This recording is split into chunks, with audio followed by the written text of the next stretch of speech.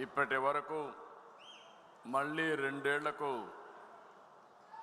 జాతీయ అధ్యక్షునిగా నన్ను మీరందరూ ఎంపిక చేసుకున్నారు. ఈ సందర్భంగా నా ఎంపికకు సహకరించిన ప్రతి ఒక్కరిని పేరు పేరున మనస్ఫూర్తిగా నమస్కారాలు, అభినందనలు, శుభాభినందనలు, ధన్యవాదాలు. ఇది ఒక చరిత్ర. ఇన్ని సంవత్సరాలుగా పార్టీ అధ్యక్షుడిగా ఉంటూ పార్టీని సమర్థవంతంగా నడిపించడానికి భగవంతుడు నాకు ఎంత శక్తి ఇస్తే అంత శక్తిని ఉపయోగించుకొని పనిచేశాను. నాకు అప్పగించబడిన ఈరోజు మళ్ళీ 2 సంవత్సరాలు మీరందరూ కలిసి నా మీద ఉంచిన నమ్మకాన్ని ఇస్తానని, నిలబెట్టుకుంటానని మరొకసారి ప్రతి ఒక్క నాయకుడికి, కార్యకర్తకు విజ్ఞప్తి చేస్తున్నాను. భావాలకు వేదిక పైన ఉండే నాయకులు కానీ, ఈరోజు ఈ జనరల్ బాడీకి వచ్చిన నాయకులందరికీ కూడా మనస్ఫూర్తిగా ధన్యవాదాలు తెలియజేసుకుంటూ, మీరు నా మీద ఒక బాధ్యత పెట్టారు. ఈ బాధ్యత నా ఒక్కడి వల్ల సాధ్యం కాదు. నా బలం, బలగం తెలుగుదేశం పార్టీ, ముఖ్యంగా ఇక్కడ ఉండే నాయకత్వం అని చెప్పి కూడా నేను మీకు తెలియజేసుకుంటున్నా. మీరు నిన్న ఈరోజు ఏ స్ఫూర్తి అయితే ఇచ్చారో, ఎంత బ్రహ్మాండంగా అయితే మీరు సహకరించారో మీ సహకారం చూస్తున్నాను. నా జీవితంలో ఎప్పుడూ చూడని విధంగా కడప మహానాడు జరిగింది. ఎన్నో మహానాడులు చేశాం. కడప మహానాడు అన్ని మహానాడుల కంటే ప్రత్యేకమని మరొకసారి మీ అందరికీ విజ్ఞప్తి చేస్తున్నాను. ఈ మహానాడుకు కారణమైనటువంటి కడప జిల్లా నాయకత్వాన్ని, రాష్ట్ర నాయకత్వాన్ని మనస్ఫూర్తిగా అభినందిస్తున్నా. ఇక్కడ అరేంజ్మెంట్స్ కానీ, ఇక్కడ చేసిన ఏర్పాట్లు కానీ చాలాసార్లు చూసాం, కానీ ఇంత మెజెస్టిక్గా ఎప్పుడు రాలేదు. అదే సమయంలో కార్యకర్తల్లో పట్టుదల చూశాను, నాయకుల్లో పట్టుదల చూశాను. నిన్న ఉదయం నుంచి మిమ్మల్ని చూస్తున్నాను. ఏ ఒక్కరు కూడా కదలకుండా ఉదయం నుంచి సాయంత్రం వరకు బ్రహ్మాండంగా శ్రద్ధ పెట్టిన మిమ్మల్ని అందరినీ పేరు పేరున మనస్ఫూర్తిగా అభినందిస్తున్నాను. నిన్నంతా కూడా అర్థవంతమైన చర్చలు జరిగాయి. ఏదైతే 6 శాసనాలు, అదే సమయంలో రాబోయే 40 సంవత్సరాలకు ఒక ప్రణాళిక. ఈ 2 కూడా చూసినప్పుడు నాకు ఏమాత్రం అనుమానం లేదు. తెలుగు వారి చరిత్ర ఉన్నంత వరకు తెలుగుదేశం పార్టీ ఉంటుంది. తెలుగుదేశం పార్టీ ఎప్పుడు వారికి సేవలు అందించి అనునిత్యం తెలుగు జాతిని, ఒకటే విషయం మనం గుర్తుపెట్టుకోవాలి, ప్రపంచంలో అగ్రస్థానంలో తెలుగు జాతిని పెట్టే శక్తి, సామర్థ్యం ఒక్క తెలుగుదేశం పార్టీకి తప్ప వేరే వాళ్లకు లేదని మరొకసారి విజ్ఞప్తి చేస్తున్నారు. ఈరోజు ఉదయం నుంచి కూడా ఒక యుగ పురుషుడి యొక్క జన్మదినాన్ని మనం జరుపుకున్నాం. ఇవన్నీ ఒకసారి తలుచుకుంటే మనం ఇంత బ్రహ్మాండంగా ఏ విధంగా చేయగలుగుతున్నాం అనేది మనకే ఆశ్చర్యం వేసే విధంగా కార్యక్రమాలు అవుతున్నాయి. ఈరోజు మళ్ళీ కొన్ని తీర్మానాలు మనం చేసుకున్నాం. నిన్న విషయాలు నేను ఈరోజు ప్రస్తావించడం లేదు. మళ్ళీ రేపు మనకు పబ్లిక్ మీటింగ్ ఉంటుంది. ఈరోజు నిన్న మొన్న చూశారు, మొన్న వర్షాలు పెద్దగా పడ్డాయి. మహానాడు జరుగుతుందా లేదా అని అనుమానం వచ్చింది. కడాన వరుణ దేవుడు కూడా సహకరించి నిన్న ఉదయం నుంచి ఇప్పటి వరకు పూర్తిగా సహకరించాడు. నాకు నమ్మకం ఉంది, రేపు కూడా సహకరిస్తాడు. మన మీటింగు దిగ్విజయంగా బ్రహ్మాండంగా జరుగుతుందనేది. అదే సమయంలో ఈరోజు మన అజెండా మనం చూసినప్పుడు లా అండ్ ఆర్డర్ పైన, ఈ తీర్మానం పైన చాలామంది మాట్లాడారు. తెలుగుదేశం పార్టీకి ఒక చరిత్ర ఉంది. నక్సలిజాన్ని రూపుమాపడానికి నిరంతరం పోరాడిన పార్టీ తెలుగుదేశం పార్టీ. రాయలసీమలో ఫ్యాక్షనిజాన్ని తుదముట్టించి అభివృద్ధికి దోహదం చేసిన పార్టీ తెలుగుదేశం పార్టీ. హైదరాబాద్లో మత ఘర్షణలు పూర్తిగా కట్టడి చేశాం. రౌడీజం లేకుండా చేశాం. ఆడబిడ్డలకు రక్షణ ఇచ్చాం. అలాంటి పార్టీ ఒక చరిత్ర ఉంది. మనం వస్తానే మళ్ళీ అందరిలో కొన్ని ఆలోచనలు ఉన్నాయి. 5 సంవత్సరాలు మనం చూసాం. ఆస్తులకు రక్షణ లేదు. ఎక్కడ చూసినా డ్రగ్స్ వచ్చాయి. గంజాయి పెంపకానికి ఏజెన్సీ ప్రాంతం ఒక అనువైన ప్రాంతంగా విలేజ్ కాటేజ్ ఇండస్ట్రీ మారిగా తయారు చేసే పరిస్థితికి వచ్చారు. పోలీస్ శాఖను నిర్వీర్యం చేశారు. ఆర్గనైజ్డ్ క్రైమ్ విపరీతంగా పెరిగిపోయింది. కడాన ఏ స్థాయికి వెళ్ళిపోయారంటే ఆనాటి ఒక ప్రభుత్వంలో ఉండే అధినేతే బాబాయ్, అప్పట్లో అధినేత కాదు కానీ అపోజిషన్ ఉండే వ్యక్తి బాబాయిని చంపి ఆ హత్య మన మీదేసి అధికార దుర్వినియోగం చేసి తప్పించుకోవడానికి ప్రయత్నం చేసే పరిస్థితికి వచ్చారు. ఇవన్నీ చూసిన తర్వాత మనకు కొన్ని సవాళ్ళు వచ్చాయి. కానీ ఒకే ఒక విషయం ఈరోజు మీ అందరికీ హామీ ఇస్తున్నారు. లా అండ్ ఆర్డర్ అంటేనే తెలుగుదేశం పార్టీ వస్తే అందరికీ రక్షణ ఉంటుంది. దాంట్లో అనుమానమే లేదని మరొకసారి మీ అందరికీ విజ్ఞప్తి చేస్తున్నా. నేను మిమ్మల్ని కూడా ఒకటే కోరుతున్నా, లా అండ్ ఆర్డర్ మన చేతుల్లోకి మనం ఎవరో తీసుకోవాల్సిన అవసరం లేదు. తప్పులు చేసిన వాడు ఈ రోజైనా రేపైనా శిక్షకు అర్హుడే. అందుకే నేను హామీ ఇస్తున్నా, ఇక్కడుండే తెలుగుదేశం పార్టీ చట్టాన్ని గౌరవించే పార్టీ. నా కుటుంబ సభ్యులు ఎక్కడ కూడా నేరాలు లేకుంటే ఘోరాలు ఎప్పుడు చేయలేదు. ఆ క్రమశిక్షణ మీరు పాటించండి. ఎవరైనా తప్పు చేసిన వాడు మీ దగ్గర సమాచారం ఉంటే నేను ఎవ్వరినీ వదిలిపెట్టను. తప్పు చేసిన వాడి పట్ల చండ శాసనుడుగా ఉంటానని మరొక్కసారి మీ అందరికీ విజ్ఞప్తి చేస్తున్నాను. రెచ్చగొడతారు, రెచ్చిపోవాల్సిన అవసరం లేదు. అందుకే ఈ రాష్ట్రంలో లా అండ్ ఆర్డర్ కాపాడే బాధ్యత తీసుకుందాం. ఇప్పటికే మీరు చూస్తే గంజాయిని పూర్తిగా నియంత్రణ చేయడానికి ప్రయత్నం చేశాం. ఎక్కడికక్కడ ఈగల్ డిపార్ట్మెంట్ పెట్టి ప్రత్యేకమైన శ్రద్ధ పెట్టి నేను ఒకటే చెప్తున్నాను. నిన్న ఈరోజు కొంతమంది నాకు సూచనలు చేశారు. ఎవరైతే గంజాయి కానీ డ్రగ్స్ కానీ పట్టుబడితే అమ్మినా లేకపోతే వ్యాపారాలు చేసినా అలాంటి వాళ్ళందరినీ వాళ్ళ ఆస్తులు కాన్ఫిస్కేట్ చేసి అవన్నీ కూడా బాధితుల రీహాబిలిటేషన్ ఖర్చు పెట్టమని చెప్పారు. అది ఒక మంచి సజెషన్.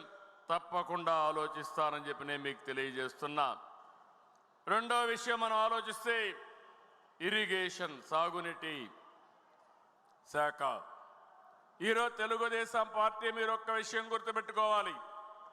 రాయలసీమ ఒకప్పుడు కరువు సీమ. అందరూ నాయకులు అన్నారు రాయలసీమ ఎడారిగా మారిపోతుందని. నేను ముఖ్యమంత్రిగా నేనే విట్నెస్ చేశాను. ఏదైతే రాయదుర్గ కాన్స్టిట్యున్సీ మన కాలవ శ్రీనివాసులు గారి నియోజకవర్గం ఎడారిగా మారిపోతా ఉంటే దాన్ని ఎడారిగా మారిపోకుండా ఉండడానికి ప్రత్యేకమైన కార్యక్రమాలు చేపట్టాం. దేశంలో తక్కువ వర్షపాతం పడే జిల్లా అనంతపురం జిల్లా. అదే మరి రాయలసీమలో చాలామంది ఆశలుకున్నారు. కానీ ఈ సందర్భంగా మనం గుర్తుపెట్టుకోవాలి, రాయలసీమ ఎడారి కానీనని శపథం చేసి రాయలసీమకు నీళ్లు తెచ్చిన వ్యక్తి నందమూరి తారక రామారావు గారు. Telugu Ganga, Handri Neeva, Nagari, Galeru, KC canal modernisation కానీ ఇవన్నిటి కూడా ఆయన శ్రీకారం చుట్టాడు. ఆ తర్వాత నేను వచ్చిన తర్వాత దీని మీద ప్రత్యేకమైన శ్రద్ధ పెట్టాం.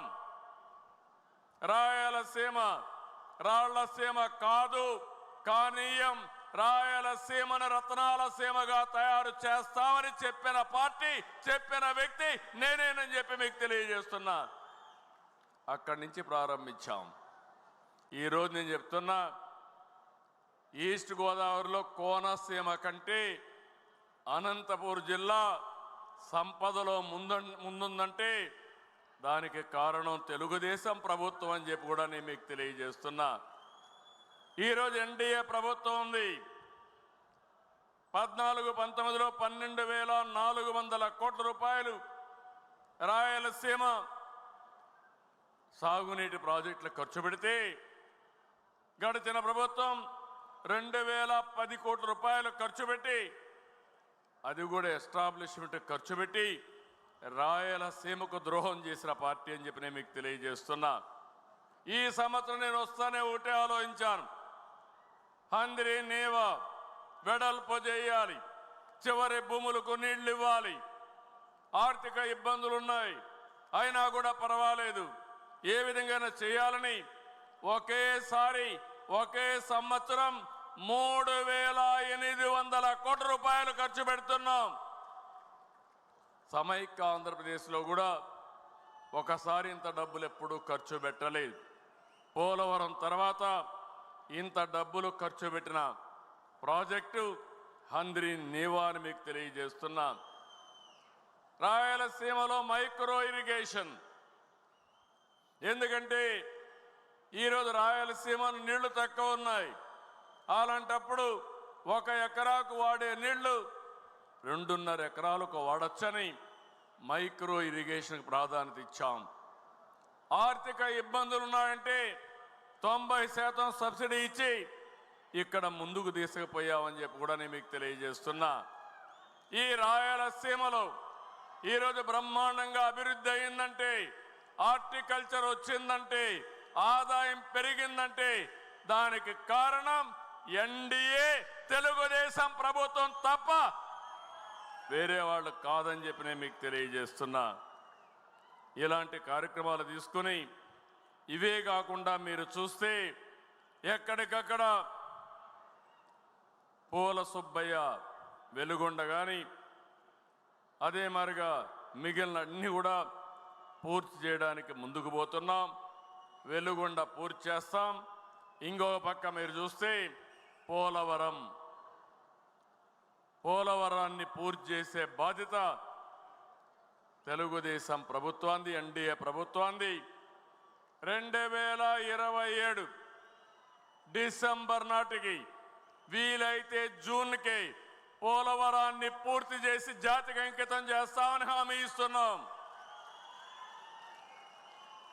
అది ఒకసారి అయితే దాని తర్వాత ఏం చేయాలని ఆలోచించినప్పుడు పోలవరం నుంచి బనకచెర్ల వరకు నీళ్లు రాష్ట్రంలో నీళ్లన్నీ అనుసంధానం చేయమని, నదులు అనుసంధానం చేయమని కేంద్రం కూడా ముందుకొచ్చే పరిస్థితికి వచ్చారు.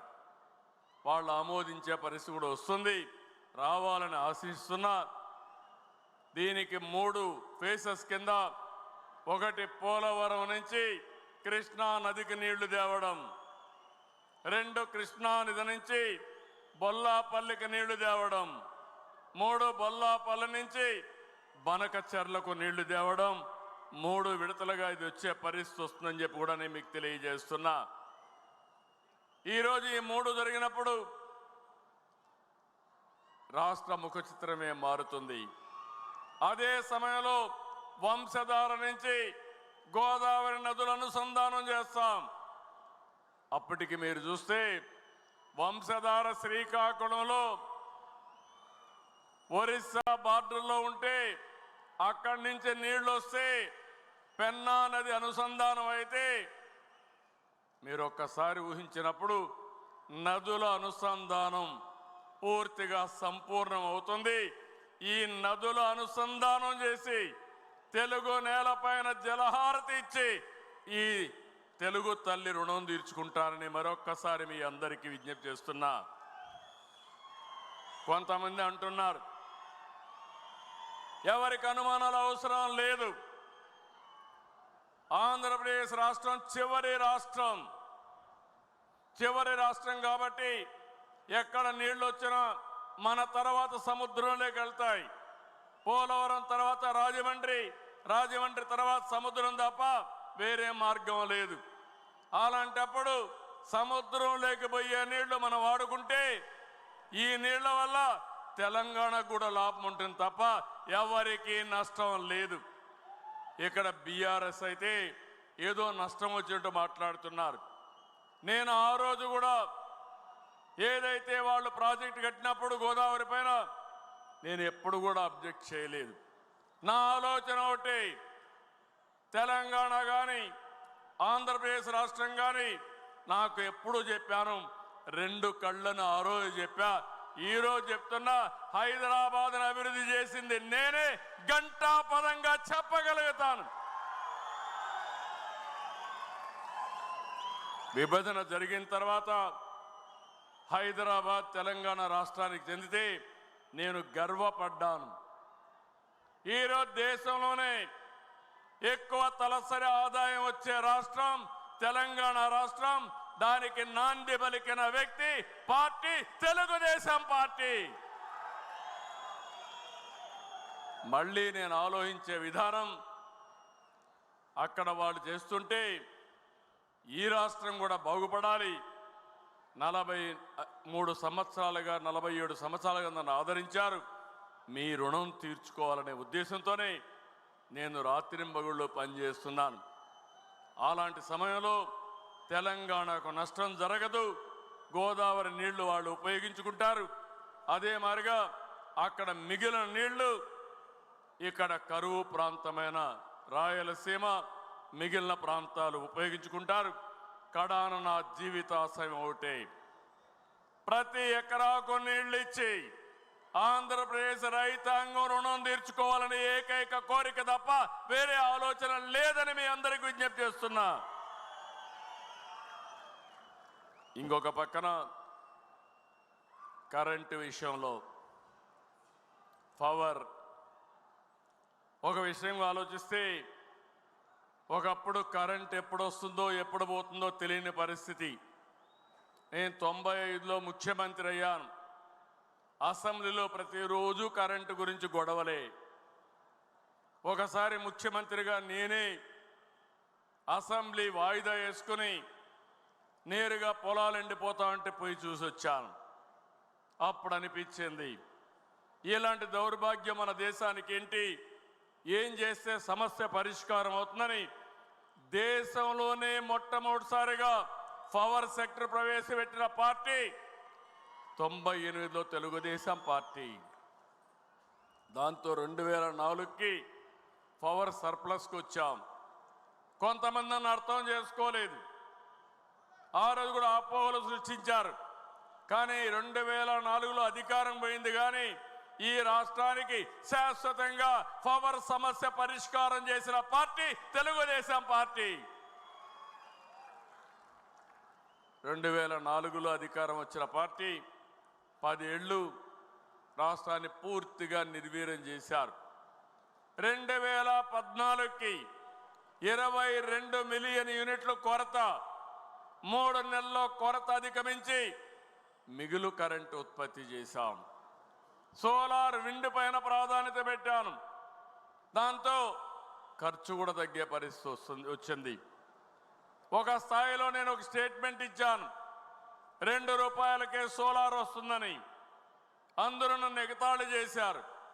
ఈరోజు మీరు చూస్తే ₹2 కానీ ₹2.40-50 వచ్చే పరిస్థితి వస్తూ ఉంది. కానీ సోలార్ ప్యానెల్స్ దొరికితే ఇంకా చౌకగా వచ్చే అవకాశం వస్తుంది. అదే సమయంలో ఇది కరెంట్ అంతా కూడా డే టైమే వస్తుంది, ఎండుంటే వస్తుంది, ఎండ లేకపోతే వచ్చే పరిస్థితి లేదు. మనం ఆ రోజన్నీ సెట్ చేశాం. కానీ మళ్ళీ 2019లో మనం ఓడిపోయిన తర్వాత మన మీద కక్షతో ఒప్పందాలను రద్దు చేసి చట్ట వ్యతిరేకంగా పనిచేసి కరెంటు తీసుకోకుండా 9,000 కోట్ల రూపాయలు కోర్టు ద్వారా ఆదేశాలు వస్తే మొట్టికాయలు వేస్తే 9,000 కోట్ల రూపాయలు పే చేశారు. ఉచితంగా వచ్చే కరెంటు వాడకుండా చేసి 9,000 కోట్ల రూపాయల నష్టపరిహారం కట్టే పరిస్థితికి వచ్చారు. 5 సంవత్సరాలు వీళ్ళు చేసిన పనికి 1,12,422 కోట్ల రూపాయలు బకాయిలు అయిపోయినాయి. 9 సార్లు కరెంటు ఛార్జీలు పెంచారు. 32,166 కోట్ల రూపాయలు పెంచారు. మళ్ళీ నేను 4వసారి ముఖ్యమంత్రి అయితే మళ్ళా యథాస్థితే. అయితే ఈరోజు నేను ఒకటే ఆలోచిస్తున్నాను, మళ్ళీ ఈ రాష్ట్రంలో ఏ మాత్రం కూడా కరెంటు కొరత లేకుండా చేయాలని, శాశ్వత పరిష్కారం తేవాలని ఈరోజు నేను కార్యక్రమాలు చేపట్టాను. ఆంధ్రప్రదేశ్ని క్లీన్ ఎనర్జీ, గ్రీన్ ఎనర్జీ హబ్గా తయారు చేస్తున్నాం. సోలార్కు ప్రాధాన్యత ఇచ్చాను, విండ్కు ప్రాధాన్యత ఇచ్చాం, పంపుడ్ ఎనర్జీ కూడా ప్రాధాన్యత ఇచ్చాం. 160 గిగావాట్లు కరెంటు ఉత్పత్తి చేయాలని లక్ష్యంగా పెట్టుకున్నాం. 10 లక్షల కోట్ల రూపాయలు పెట్టుబడులు వస్తాయి. దీనివల్ల 7,50,000 మందికి ఉద్యోగాలు వస్తాయి. ఇప్పటికే ఈ రంగంలో మీరు చూస్తే 6 లక్షల కోట్ల రూపాయల పెట్టుబడులు వచ్చాయి. 58 గిగావాట్ల కరెంటు, గ్రీన్ కరెంట్ వచ్చే పరిస్థితి వస్తూ ఉంది. ఎన్టీపీసీ కానీ, హీరో ఫ్యూచర్ కానీ, ఆస్థా గ్రీన్ కానీ, Ecoren, Tata Power, Vedanta Group, Reliance Power, ACME, ReNew Power, Evergreen లాంటివి చాలా వచ్చాయి. ఇవన్నీ మీరు చూస్తే రాయలసీమలో ఎక్కువ వస్తున్నాయి.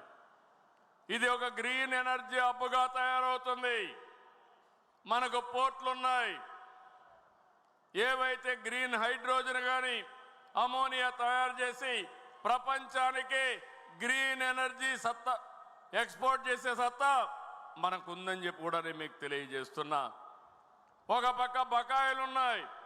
ఈరోజు ఒక్క విషయం రాష్ట్ర ప్రజలందరికీ విజ్ఞప్తి చేస్తున్నా. నేను ఎన్నికల కంటే ముందు చెప్పాను, ఖర్చు తగ్గిస్తా, సమర్థత పెంచుతా, కరెంటు ఛార్జీలు పెంచనని ఆ రోజే చెప్పాను. దానికి నేను కట్టుబడి ఉన్నానని మరొక్కసారి మీ అందరికీ విజ్ఞప్తి చేస్తున్నా. కానీ వీళ్ళు చేసిన అవకతవకలు, వాళ్ళు కరెంటు ఛార్జీలు పెంచి వెళ్ళారు. పెంచి వెళ్ళిన కరెంటు ఛార్జీలు ఇప్పుడు ప్రజలపైన పడ్డాయి. దానిపైన మనల్ని విమర్శిస్తున్నారు. అది మీ నిర్వాహకం తప్ప నాది కాదు.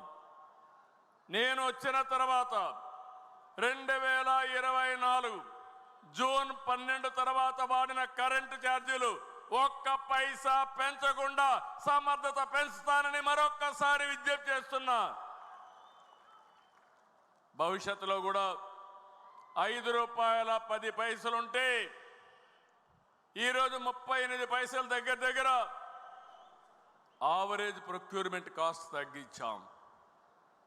రాబోయే ఈ సంవత్సరం 50 పైసలు తగ్గించాలని మళ్ళీ ఆలోచిస్తున్నా. రాబోయే సంవత్సరానికి ఎన్ని మార్గాలు ఉన్నాయో అన్ని ఆలోచిస్తున్నా. ఇక్కడ ఈ మహాసభలో ఉండే మిమ్మల్ని అందరినీ కోరుతున్నాను, ఏదైతే రూఫ్ టాప్ సోలార్ ప్రతి ఇంటి మీద కరెంటు పెట్టుకోవడం, మనం ఎస్సీలు ఎస్టీలు ఎవరైతే ఉన్నారో 200 యూనిట్లు తయారు చేయడానికి 2 కిలోవాట్ల పవర్ స్టేషన్ని ఉచితంగా వాళ్ళకి ఇస్తాం. ఒక్క పైసా వాళ్ళు పెట్టుకునే పనే లేదు. ఆ తర్వాత కరెంటు వాళ్ళు వాడుకొని మిగిలిస్తే దానికి కూడా ₹2.05 చొప్పున వాళ్ళకు డబ్బులు కూడా ఇస్తాం. ఇంకో పక్క బీసీలు ఉన్నారు, వాళ్ళందరికీ విజ్ఞప్తి చేస్తున్నాను. 2 కిలోవాట్లయితే ₹60,000 సబ్సిడీ, 3 కిలోవాట్లయితే ₹78,000 సబ్సిడీ మీరు పెట్టుకోండి. నేను అదనంగా ₹20,000 వెనుకబడిన వర్గాలకు ఇస్తాను. దానివల్ల మీకు కావలసిన కరెంటు ఛార్జీలు కట్టే పరిస్థితే ఉండదు. దీనివల్ల మీకు కొంతవరకు వెసులుబాటు వస్తుంది. మూడో విషయం, ఇక్కడ నాయకులు ఉన్నారు, కార్యకర్తలు ఉన్నారు. నేను ఇక్కడుండే ఎమ్మెల్యేలు కూడా చెప్పాను, ప్రతి నియోజకవర్గంలో కనీసం 10,000 ఇండ్ల పైన సూర్యఘర్ పెట్టాలి, రూఫ్ టాప్ పవర్ పెట్టాలని చాలా స్పష్టంగా ఆదేశాలు ఇచ్చాను. ఇంకా మన వాళ్ళు అనుకున్నంత హుషారుగా ముందుకు పోవడం లేదు. నేను మిమ్మల్ని అడుగుతున్నా, 78,000 రూపాయలు ఎవరికైనా ఇస్తాం. ఎస్సీలు అయితే 2 కిలోవాట్ల వరకు ఉచితంగా ఇస్తాం. బీసీలు అయితే 78,000 నుంచి 60,000 నుంచి 78,000, అది కాకుండా ఒక 20,000 ఇస్తాం, అంటే 98,000 వస్తుంది. మిగిలిన వాళ్ళందరికీ 60,000 వస్తుంది, 78,000 వస్తుంది. మీరందరూ కానీ మీ ఇండ్ల పైన కరెంటు పెట్టుకుంటే మీరు కరెంటు ఛార్జీలు కట్టే పరిస్థితి రాదని మరొకసారి విజ్ఞప్తి చేస్తున్నా. బ్యాంకులో మీరు డబ్బులు తీసుకోండి, మిగిలింది మీరు కాదనుకుంటే డిపార్ట్మెంటే పెట్టి మీకు ఇస్తారు. బ్యాంకుతో కూడా వడ్డీ మామూలుగా పెట్టి నెలవారీగా మీ బిల్లు కూడా అడ్జస్ట్ చేస్తారు. రెండోది, రాష్ట్రంలో ఉండి వ్యవసాయానికి ఉపయోగించే రైతులందరినీ కోరుతున్నాం, మీ పొలం దగ్గర, మీ పంప్ సెట్ దగ్గర కుసుమ్ కింద మీరు సోలార్ పెట్టుకోండి, ఉచితంగా ఇస్తాం. మీరు కరెంటు వాడుకోండి, సర్ప్లస్ వస్తే గ్రిడ్కి ఇవ్వండి, మళ్ళీ మీకు ఎప్పుడు కావాలంటే కరెంటు ఇస్తాం. ఇంకో పక్కన ఎవరైతే రైతులు ఉన్నారో మీరు కరెంటు ఉత్పత్తి చేసి మీ ఇంట్లోకి కూడా వాడుకునే ఏర్పాటు ఇస్తా. అవసరమైతే వాహనాలకు కూడా ఎలక్ట్రిసిటీ కన్వర్ట్ చేసుకొని వాడుకోవచ్చు. నేను అందుకని ఒక వినూత్నమైన మార్పులకు దోహదం చేస్తున్నా. అదే మీరు చూస్తే డెమోక్రటైజేషన్ ఆఫ్ పవర్ జనరేషన్. ఇక్కడ నేను అడుగుతున్నాను మన కార్యకర్తల్ని, మళ్ళీ ఈ అవకాశం మీకు రాదు. కేంద్రం 1 కోటి మందికే ఇవ్వడానికి 75,000 కోట్ల రూపాయలు సబ్సిడీ పెట్టారు. ఫస్ట్ కమ్ ఫస్ట్ సర్వ్డ్ కింద పెట్టారు. దీన్ని ఒక అడ్వాంటేజ్గా తీసుకోవాలని నా తెలుగు కుటుంబం, నా తెలుగుదేశం పార్టీ కార్యకర్తలు మీ ఇండ్లకంతా పెట్టుకోవాలని మిమ్మల్ని కోరుతున్నాను. సిద్ధమా తమ్ముళ్ళు అని మిమ్మల్ని అడుగుతున్నా. ఎమ్మెల్యేలు కోరుతున్నా, వీళ్ళందరూ సిద్ధంగా ఉన్నారు. మీరు వాళ్ళకు నాయకత్వం ఇవ్వండి. టెండర్లు పిలిచాం, పని అప్పచెప్పాం, మీరు ఏమీ చేయక్కర్లేదు. మీ ఇంటి పైన రూఫ్ టాప్ మీరు చూపిస్తే అక్కడ వచ్చి పెడతారు. మీ దగ్గర డబ్బులు లేకపోతే దాన్ని ఏ విధంగా అడ్జస్ట్ చేసుకోవాలో చేసుకుంటాం. కరెంటు ఛార్జీలు గణనీయంగా తగ్గుతాయి. వెనక నుండే వాళ్ళని కూడా కోరుతున్నాను, ఈ సంవత్సరం మొదటి 6 నెలల లోపల అందరి ఇండ్ల పైన సోలార్ ప్యానెల్స్ పెట్టుకుంటామని మీరందరూ కూడా గట్టిగా చప్పట్లు కూడా చెప్పండి. నమ్మకమేనా అని అడుగుతున్నా, పెడతారా అని అడుగుతున్నా. కరెంటు ఛార్జీలు కట్టలేక జోబీలు ఖాళీ అయిపోతున్నాయి. దీనికంటే మంచి ఆఫర్ రాదు. ఒక్కొక్కరు 1,000, 2,000, 3,000 ఖర్చు పెడుతున్నారు. ఇది మంచి అవకాశం, దీన్ని ఉపయోగించుకోవాల్సిందిగా నేను మిమ్మల్ని కోరుతున్నా. ఇది కాకుండా ఇంకొక పక్కన మీరు ఒకసారి చూస్తే మొత్తం రాష్ట్రంలో అభివృద్ధి వికేంద్రీకరణ తెలుగుదేశం పార్టీ సిద్ధాంతం. అన్ని ప్రాంతాలు అభివృద్ధి కావాలి, అన్ని నియోజకవర్గాల అభివృద్ధి కావాలి, అన్ని గ్రామాల అభివృద్ధి కావాలి. రాష్ట్రం సమతుల్యంతో అన్ని ప్రాంతాలను అభివృద్ధి చేయడానికి కట్టుబడి ఉన్నామని చెప్పి కూడా నేను మీకు తెలియజేస్తున్నా. పరిశ్రమలు రావాలి, అభివృద్ధి జరగాలి. ఈరోజు దీనికోసం చూస్తే ఉత్తరాంధ్రని ఒక ఫైనాన్షియల్ హబ్గా తయారు చేసి విశాఖపట్నాన్ని ముందుకు పోతాం. విశాఖపట్నానికి మీరు ఒకసారి చూసినప్పుడు ఆంధ్రుల హక్కు, విశాఖ ఉక్కు, ఎన్నో ఉద్యమాలు జరిగాయి. వైఎస్ఆర్ కాంగ్రెస్ పార్టీ పట్టించుకోలేదు. నేను ముఖ్యమంత్రి అవుతానే మీరందరూ కూడా ఓట్లేశారు. ఎన్డీఏతో కలిశాం. దానివల్ల కేంద్రం కూడా ముందుకొచ్చి 11,440 కోట్ల రూపాయలు విశాఖపట్నం స్టీల్ ప్లాంట్కి ఇచ్చారు. మనం కూడా కరెంటు ఛార్జీలన్నీ మాఫీ చేసుకున్నాం. నీళ్లు కూడా ఛార్జెస్ అన్నీ రీషెడ్యూల్ చేశాం. సెక్యూరిటీ ఇచ్చాం. ఇలాంటివన్నీ మనం కూడా చేసి ఎట్టి పరిస్థితుల్లో విశాఖపట్నం స్టీల్ ప్లాంట్ క్లోజ్ కాకూడదు, ప్రైవేటు పరం కాకూడదని ఆలోచించి సెంటిమెంట్ ప్రకారం పనిచేస్తున్నాం.